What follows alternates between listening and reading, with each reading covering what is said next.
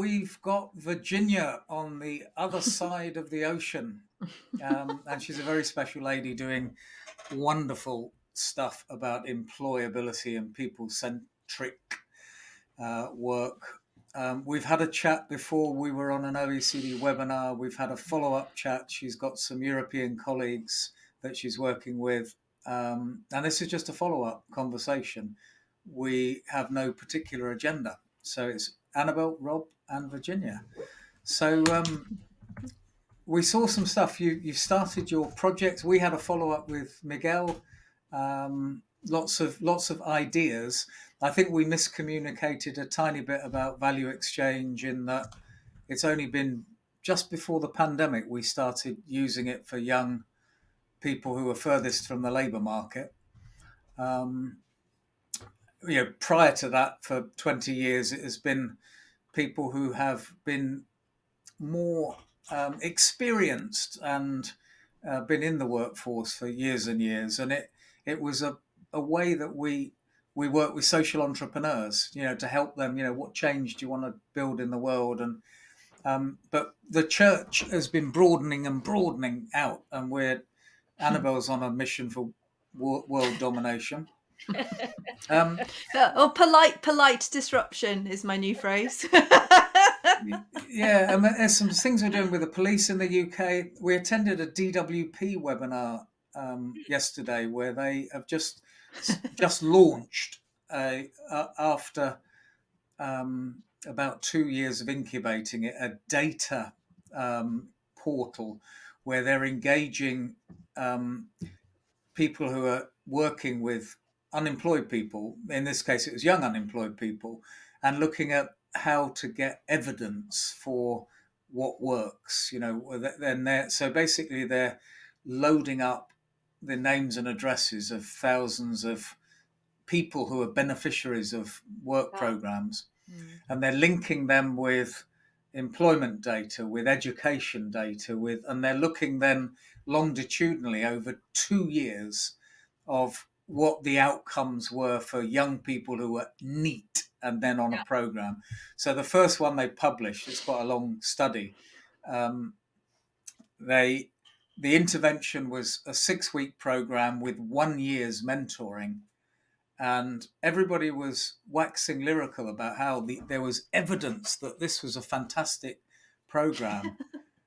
But the evidence was that it would actually help people get less than 10% more days working over 2 years, less than 10% more. And that was still only 50% of their available time working.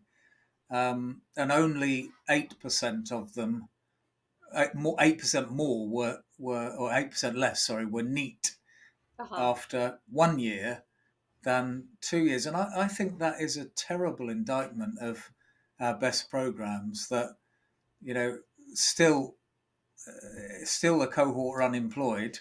And we, by doing this 1 year program, we only reduce the chance of being workless by 8%. And I think it depends on what that 1 year program really is. I mean, what we've seen a lot here is that programs for young people that are very expensive work. Go figure. Funny that. Very expensive, deep connections to the employer community, internships, all of those things, they work, but the public funding. Well, as Annabelle says, that why pay people to be unemployed? Why not pay people to do some work? And so if the very expensive is, why don't we just employ these young people, create work around them, and then, that's the benefit system, is kind of, we'll employ them. We, as in society. Right, right. Exactly. Sorry, that's... I mean, this program, I think, from what I understood, that people had to be available for 4 hours in the afternoon for a training-like intervention, I think, for 6 weeks, and then they got mentoring for 12 months after. So I don't know how intense that is really, but doesn't sound like work experience necessarily. At least the people are willing to share the data and starting to mash it up together, which is a long time coming in a lot of places. So tell us what you've been up to, Virginia. What's the how you been? Yeah, so we just launched our workforce. We're calling it the Workforce Transformation Core. I know that sounds sort of fancy, but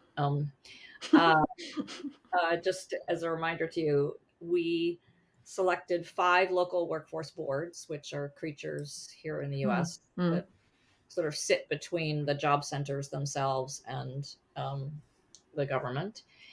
And we selected 5 who wanted to be participants in really moving much more towards a customer-focused way of doing business.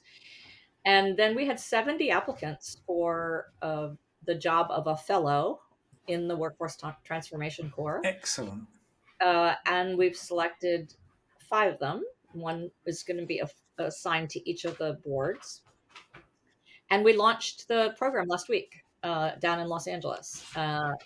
Most of the workforce boards are down in Southern California. So we went down there and we spent the first 3 days really just getting to know each other, trying to, they signed up for this job, which is completely new and amorphous and difficult to describe.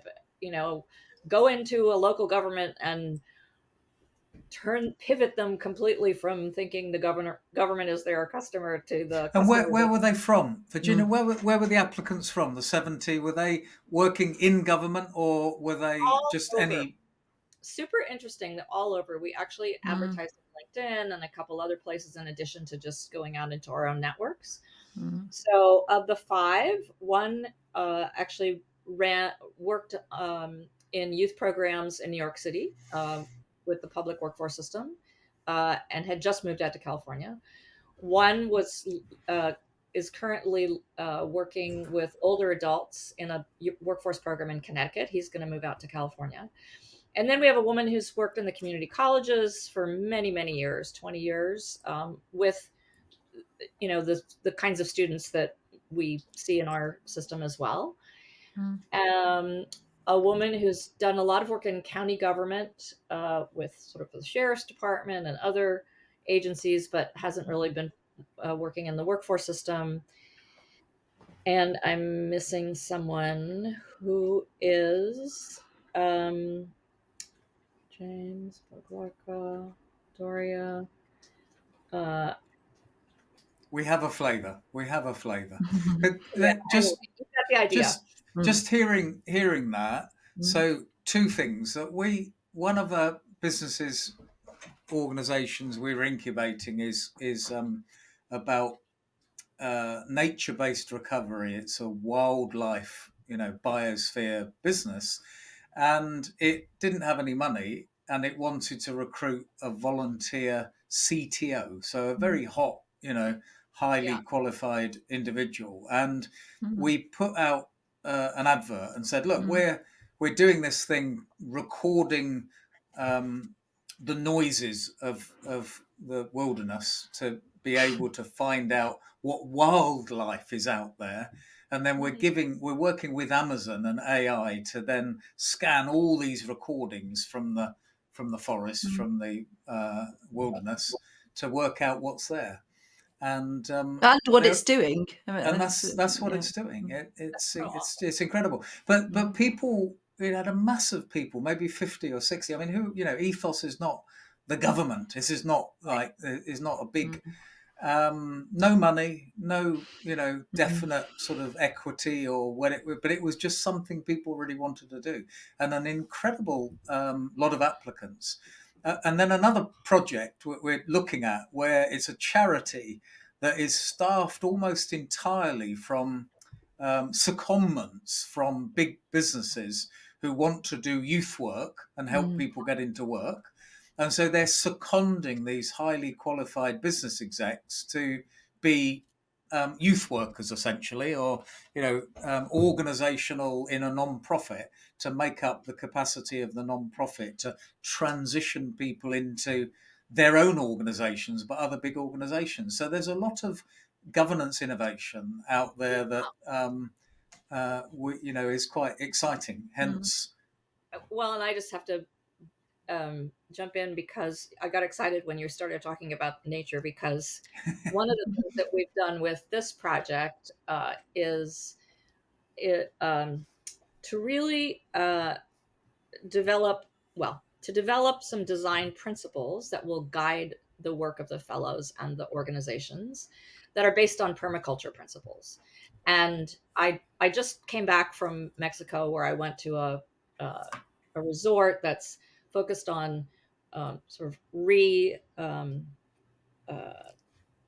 restoring the watershed. There's about 1,400 families. They have a huge garden that feeds the restaurant and the hotel, but also is teaching women how to be entrepreneurs and not just pick mangoes, but also dry them and package them and sell them. Fisheries, where they're starting to work with the fishermen. All the hotels want a fish that's only this big because it fits on the plate, except when they procreate. So I might recommend knives. So anyway, they're doing this amazing work, and they started explaining the principles of permaculture to me, which I sort of knew, but not really. And we took, I can send it to you. We took, there are many publications out there with principles of permaculture, but we took them, 20 of them or something, and went through all of them and said, okay, how does this relate to the work we're doing? Like, what does it mean to maximize yield? That's not extractive work. It's actually, producing more and, reducing waste. And we took all these principles and then sort of said, okay, what's the principle? How does it relate to the work we're doing? And then how does it actually relate to the fellow? Like, what can the fellow take from this principle that they can start to weave into their work? And it's quite fascinating and very, very aligned. It's really wonderful. So I think we have 12 design principles, equity, of course, being number one, but other principles about, what does it mean to not waste anything? Well, one of the things that means to not waste anything is not waste any people, and not waste any, young people who are the NEAT people that you've talked about, which I don't know why we don't use that acronym here, but it's not a nice. It's not a nice label. Yeah. But yeah, no, the metaphor, is a powerful way to open up a dialogue, to stop people bumping against the perimeters of their frames of reference that they so often, we all, we have a frame of reference and we can bump into that. Very similar to where I started my journey in this with EY 22 years ago, with something called an accelerated solutions environment, where we had all the board of Coca-Cola and we got them in lots of post-it notes, many post-it notes. Lots of post-it notes. Not at all extractive. They gave us an absolute fortune, and we talked about bumblebees, for a week, and the metaphor of a hive mind, and the sort of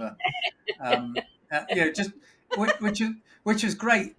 And so here we are 22 years on, wanting to maybe extend the metaphor across boundaries and across silos. So we just had a chat with this American author of a concept called working out loud. And it's just the benefit of being very open within an organization. So rather than the hierarchy closing stuff down, or having some information or power asymmetry, that we treat everybody as humans and we have a very level peer-to-peer discussion with everyone.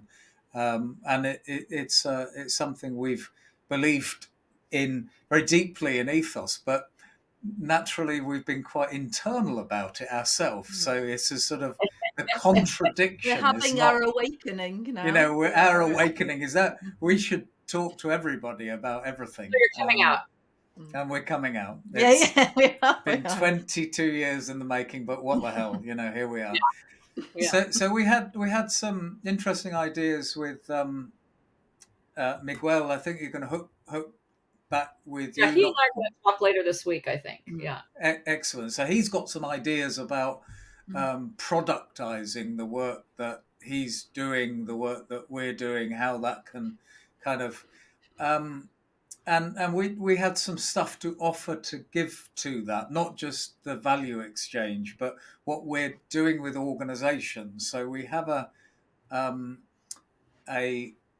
engagement which is primarily about social value, but we will go into a board or a senior level in an organization and talk about ESG, so the UN's sustainable SDGs, sustainable development goals. In the case of a corporate, they will produce these wonderful glossy reports about sustainability. Whether you're BP or Shell or anyone, they have fantastic, PDFs that we're doing fantastic, and that good reports. That's not what we do. But often when you have enough trust, enough openness, enough permission, that there are gaps that the organization would dearly love to address. So, for example, diversity, working with young, unemployed people, disability, and an enormous list that they actually don't have a lot of capability to deliver. So we've got a maturity model. You'll be familiar with the Virginia's capability maturity model, or Rob's or Annabelle's, but people get that because it's a simple 0, 1, 2. Where are you now? Where would you like to go? And that sort of resonated with people, that organizations that go, I want the capability. How do I give you some money, some resources in order to achieve this outcome? I've tried to do it myself. I've tried to do NEETs. I've tried to do that. But the more I try and do it, the more I know what I don't know. They're starting in a state of unconscious incompetence in the model, and then it's sort of like consciously incompetent. And I want to be, consciously competent and then unconsciously competent. But you're dealing with incompetent government workers. So it's a kind of, you've got the value exchange for individuals, and you've got more of a commissioned model for organizations, and they kind of link, because actually it is about individuals linking with organizations, whatever level they are, whether they're the customers in terms of design thinking outside the organization, or they're an employee, or they're a chief exec, or they're a factory shop floor worker. We're all humans, right? So it's kind of that ability to communicate a little bit more efficiently, effectively, by having frames that allow people to talk to one another more. So we had some thoughts around the Eric Schmidt, the Schmidt Foundation. Other things that you might you probably haven't had any time to think more about outside of your California Job Center stuff at the moment.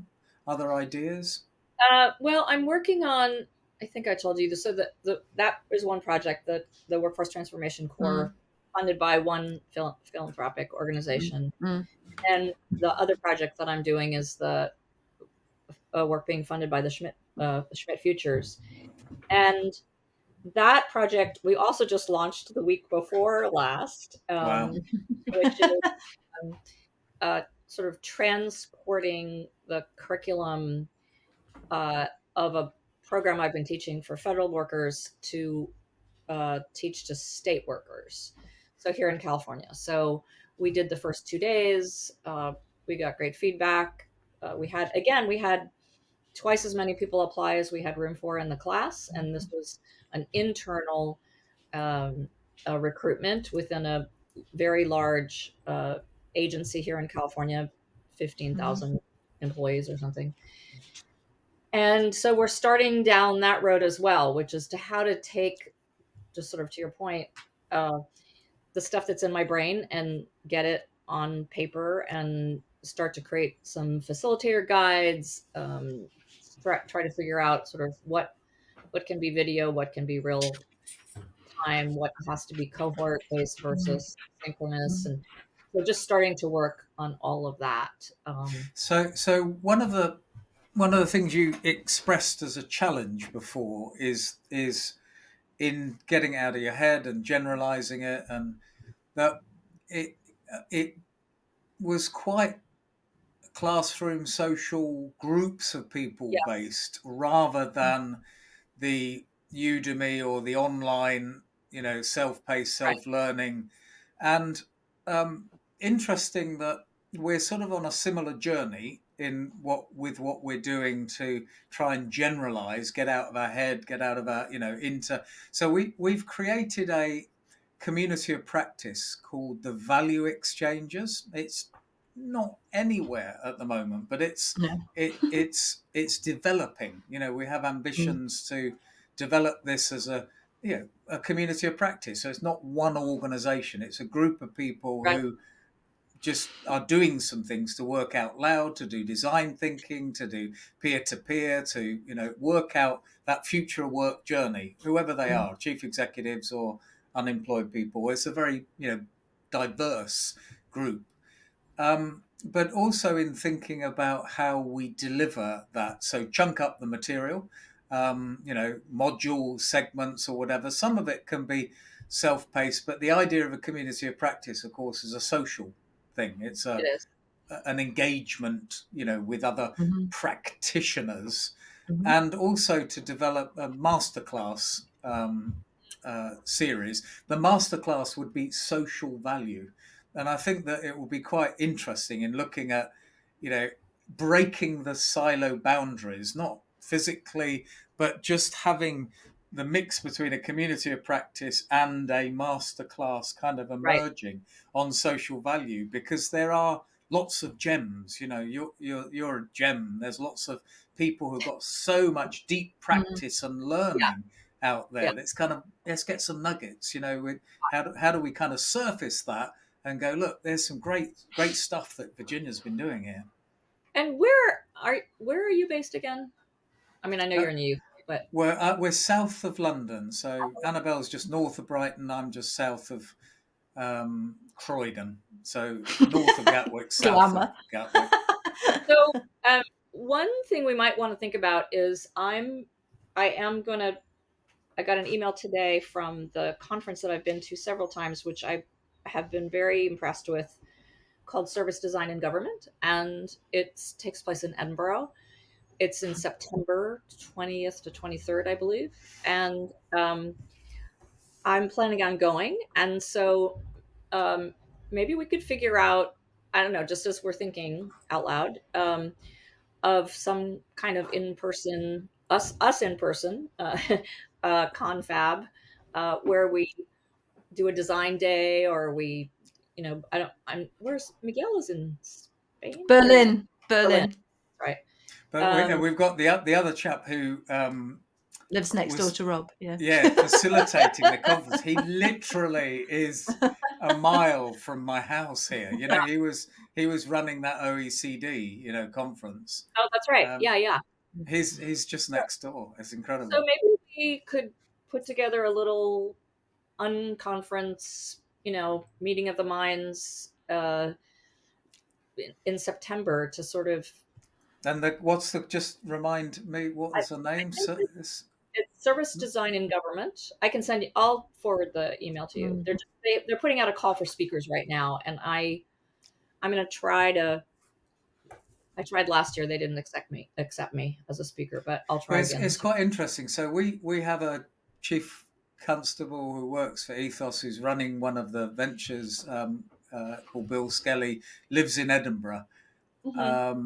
But the police have just put a new UK legislation called the serious violence duty. Yeah. And what the serious violence duty means, it's a piece of legislation that has come from Parliament, and it addresses serious violence, but it's a multi-agency duty. So it's a statutory requirement for health service and police and criminal justice and Right. even the fire service to collaborate around serious violence, which is of course a hugely social issue, not just for crime but for health or for welfare or any other government issue. And there's something else that we want to do more on, with how some of these government initiatives can sustain themselves. Because government, where central, local, federal, state, spend an amount of money, but then it falls off the edge of a cliff when the money's gone. It's like, money's gone. Okay, right. What's next? Great success.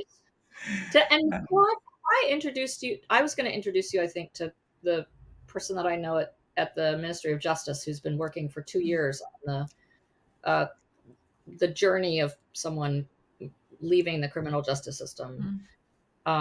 If I haven't done that, I will. No, that you haven't, and that will be fantastic, because they also did a multi-year data project, and there are lots of data projects. And another thing I worried about that DWP is that there was no inform. It might be legal what they're doing, GDPR we have in Europe of the Data Protection Act, but I'm not convinced it's moral or ethical, because there was no informed consent from the 1,000 people whose names and addresses were given to a government department.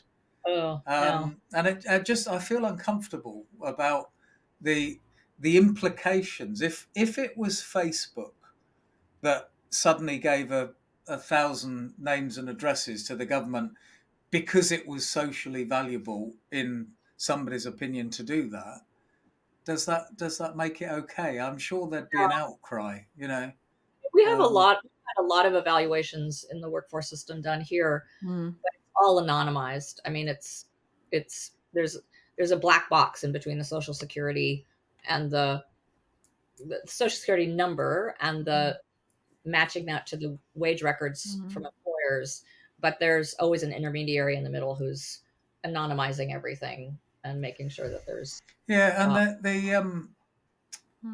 it's about the intermediary, because although DWP would, I'm sure, be absolutely trustworthy in terms of they've anonymized exactly that date of birth, social security record, and it's totally anonymized. It doesn't help that that the result of it could be detrimental for the individual, even if it's not attributable to their name and address. So it could further stigmatize a class of people that the government are able to say, and it is a moral dilemma. All the people that have been on that, that particular journey, we know that they've gone on to do this, and that's a good thing or it's a bad thing. But without the informed consent of the individual, then the individual's not able to go, I don't ever want to be linked to any other thing that the government will know about me, because there'll be maybe a cognitive bias or something on behalf of the central federal government that might further label me in some behavioural experiment on me. I don't want you to do that, So, you all are better at data privacy than we are. Yeah, we're not good at it though, maybe, but well, no, I mean, it was very you know, it was uncomfortable hearing, you know, that they want, you know, we want their name, we want their address. It's brilliant if we can have their national insurance number. It's like, it's all great and all comes into our system. Of course, everything they produce is anonymized, you know, none of the reporting says anything about anybody, but all that is like, we want their, you know, their narrative. We want to join up all the systems, you know, and know everything. And it was just, oh my goodness, without permission. You know, I mean, when we asked the question, you know, are you getting, you know, consent, you know, what's the word, explicit consent, informed, yeah, it was like, well, yeah, no, there's ways of doing it, and so it's like, well, you're not then, are you? You're just you know, molding the system to work what you need for. And there's a difference between informed consent and the fact that they may have ticked a consent box on a GDPR compliance when they started the program 5 years. Exactly, you know, click, click, click, click, click, and it's like, yeah, but you know, did they know you're going to share your name and address with the government so that the government can track everything you've done to help other people like you, you know? And are you okay that that's going into the? And these are really tricky issues that, in the case of Facebook and Google and other big privacy crises that have come out globally, I think we need to, in this pathway to work, also be careful. So there is another UK concept that we've designed but not executed brilliantly on, called a data trust, and this would be that air gap that you talked about there, Virginia, that you kind of set an organization up that literally is firewalled and gapped, that would then deal with the beneficiaries on all of those issues and go, well, actually, this isn't the government. This is just a bubble that they can come in and you can say that yes or no, or, you know, and we want to do that or not. But at the moment, we tend to socialize all of that data into big government agencies. That's where it lives. It's living within, you know, within the government databases. And we've had some funding to communities around the country here to develop data trust specifically for the workforce development system. There's a fellow at the University of Chicago who's sort of been running this. There's a company called Bright Hive that Matthew... Bright Hive, circling back to bees here. And they've been funded by, I don't know who, but they've been funded to set up some data trusts in some communities to start to learn about this and understand, you know, how it would work and what the implications are. I mean, I haven't talked to Matthew in a couple of years, but we would one day love to be. So we're doing something. There's a county in Somerset with a young person's charity there that is being called a Young Somerset Digital Passport. We need funding for it still, 150,000. But the idea is that the data trust comes from an individual perspective. So every time that individual touches the system, you know, they get a passport, if you like. You've got to fill in a form, there's data. You've got to do this, there's data. You're arrested, there's data. And of course, the individual has the right to that data.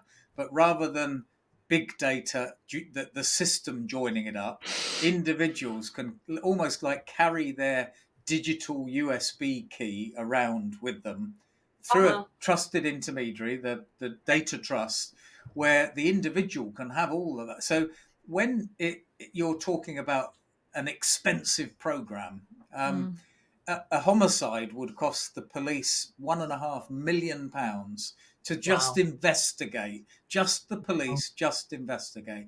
So, you know, and this is a horrible, you know, story, but the good story is that where you have a data passport that would indicate adverse child experiences, you know, worklessness, social issues, you know, whatever, that actually you would give permission, then you can unlock a huge Pandora's box of tricks and treats that doesn't have to be top down. It could be, again, individual centric, designed around what the individual wants. And no amount of expense would seem expensive when you contrast it against a journey that goes terribly wrong, Right. Forgetting the human cost of this, but just the public service cost of stuff like this. We're on our 34 minutes, but it's a brilliant conversation. Brilliant. Exactly. We've got lots of never interesting ending things. We'd love to talk to the Ministry of Justice. We're talking to a number of government agencies on social value, and I think this is all part of the community of practice around social value. The the sort of expert. What do we know? Young, old, rich, poor, about this social value issue. To put together some masterclasses, I think would be quite an appeal, not just within one organisation, but between different types of stakeholders in different countries, in different contexts, because it doesn't feel like it's a problem we know how to solve collectively, at least. Yeah, not yet. So for now, give us a week. we're gonna send you a link to this recording, and if you want to use it in any of your websites, in any of your work, it's yours.